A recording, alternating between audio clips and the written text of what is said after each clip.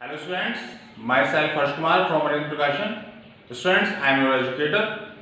आज का जो हमारा टॉपिक है स्टूडेंट्स वो बहुत ही मोस्ट इम्पोर्टेंट है, work, energy and power.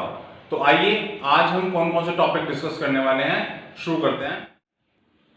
Students, आज का जो हमारा इम्पोर्टेंट चैप्टर है वो है वर्क, एनर्जी एंड पावर। तो आज के जो हमारे टॉपिक हैं जो हम डिस्कस करने वाले हैं, number 1 work, number 2 work done by force, number 3 special cases, number 4 unit of work and number 5 numericals.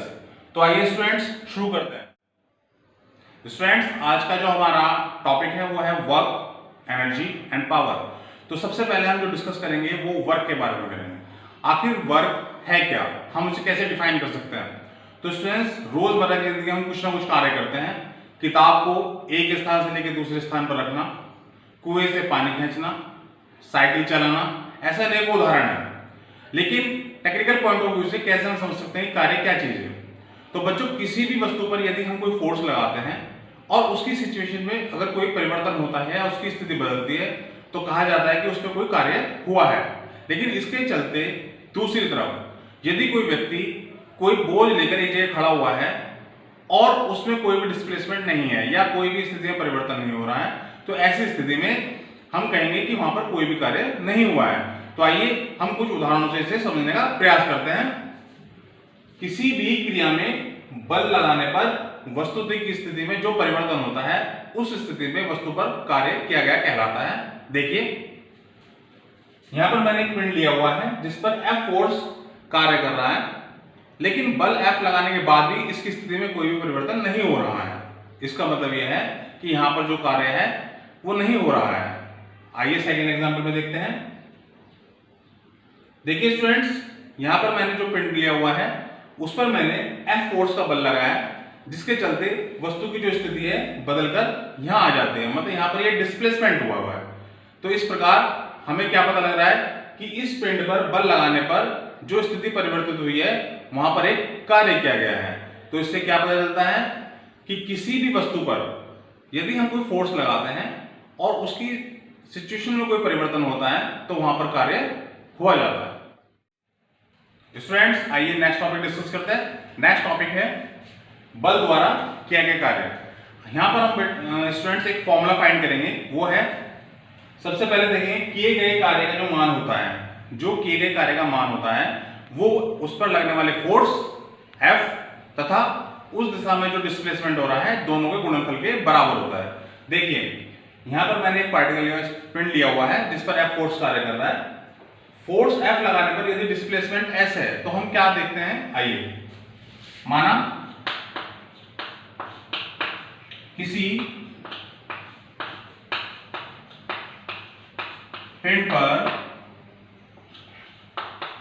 बल F लगाने पर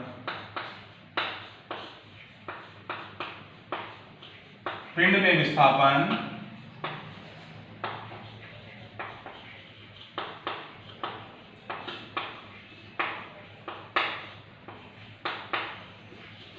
स्टूडेंट्स, हम ये मान रहे हैं कि यदि हम किसी पिंड पर F बल लगाते हैं तो उस बल को लगाने से पिंड में जो विस्थापन हो रहा है वो S होता है। तब इस स्थिति में जो किया गया कार्य होगा वो क्या होगा, तब इस स्थिति में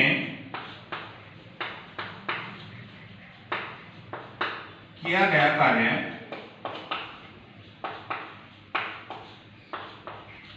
W बराबर F डॉट S,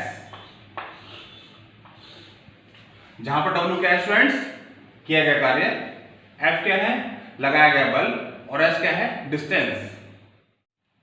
तो स्टूडेंट्स, हमने क्या फाइंड किया, हमने फाइंड किया W is equals F dot S। लेकिन अगर बल किसी डायरेक्शन में ना होकर के किसी कोण पर कार्य करता है, यदि मान लीजिए वो थीटा एंगल पर कार्य कर रहा है, तब इस केस में वर्क क्या होगा, तब इस केस में बच्चों वर्क होगा W is equals F dot S cos theta, या W is equals F cos theta dot S, जहां थीटा क्या है बच्चों, कोण।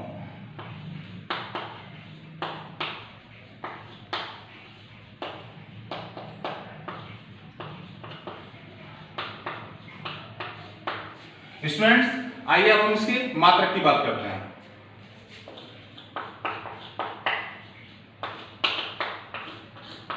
हमने पिछले सेशन में देखा था कि जो बल होता है, बल का जो मात्रक होता है एम के सिस्टम में वो होता है न्यूटन, और जो डिस्टेंस होता है उसका जो मात्रक होता है मीटर। तो इस प्रकार से हमें जो बल का कार्य का मात्रक मिलता है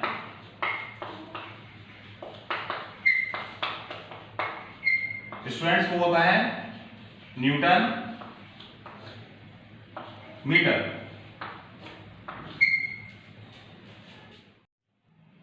स्टूडेंट्स यहां पर हम कुछ कार्य से रिलेटेड स्पेशल केसेस डिफाइन करेंगे कि जहां पर जो कोण है, जो बल की दिशा है, वो किस प्रकार डिस्कस की जा सकती है।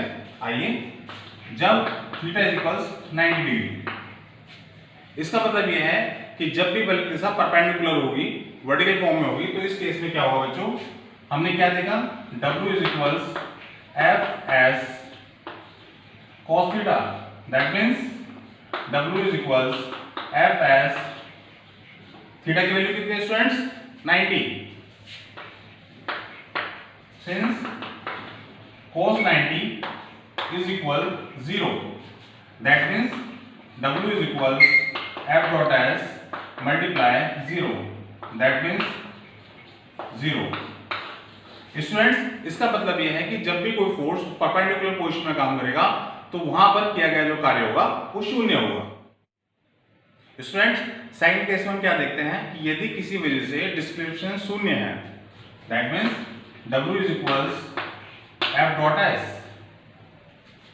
यदि S is equal 0, तो इस केस में क्या होगा students, W is equal F multiply 0, इस स्थिति में भी किया गया कार्य शून्य होगा।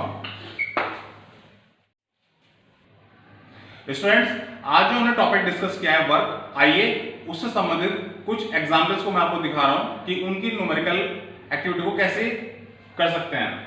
स्टूडेंट्स मैंने यहाँ पर एक क्वेश्चन लिया है कि यदि किसी पिंड पर 40 न्यूटन का बल लग रहा है, यदि किसी पिंड पर 40 न्यूटन का बल लग रहा है और बल लगने पर उसके अंदर 20 मीटर का विस्थापन हो जाता है, तब इस स्थिति में किया गया कार्य क्या है। तो जैसा कि मैंने आपको पहले ही बताया है कि किसी भी एग्जाम्पल या किसी भी क्वेश्चन को करने पहले हमें सबसे पहले फाइंड करना होता है कि क्वेश्चन में क्या क्या चीज दी गई है। आइए स्टार्ट करते हैं। पिंड पर लगने वाला बल, स्टूडेंट्स पिंड पर लगने वाला बल कितना है, 40 न्यूटन, और डिस्प्लेसमेंट कितना होगा students,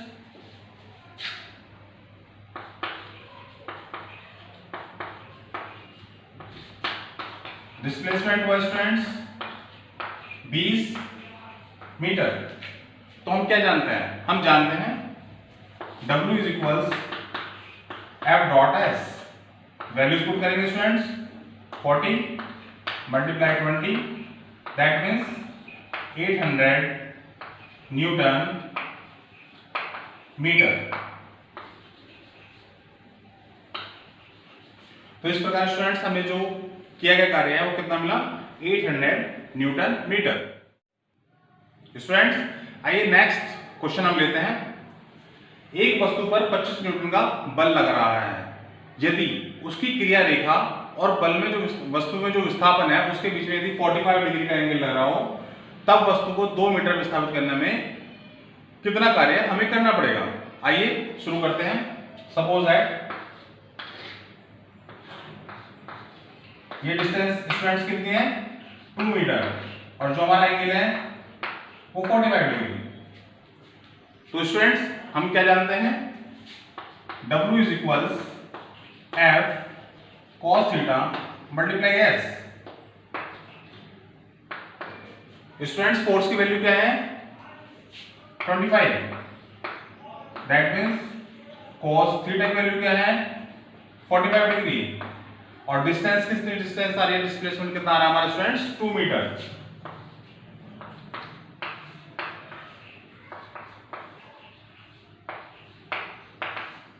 since cos 45 degree is equals होता है बच्चों 1/√2, दैट मीन्स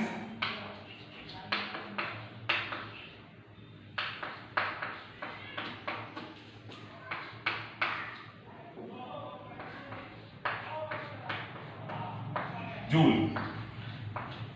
स्टूडेंट्स, कार्य का जो दूसरा मात्रक होता है वो जूल भी होता है। स्टूडेंट्स, आज हमने टॉपिक डिस्कस करने के साथ साथ कुछ न्यूमेरिकल एक्टिविटी को भी किया, तो आप स्टूडेंट्स घर पर प्रैक्टिस कीजिए, अपने आप को निपुण बनाइए। Thank you so much.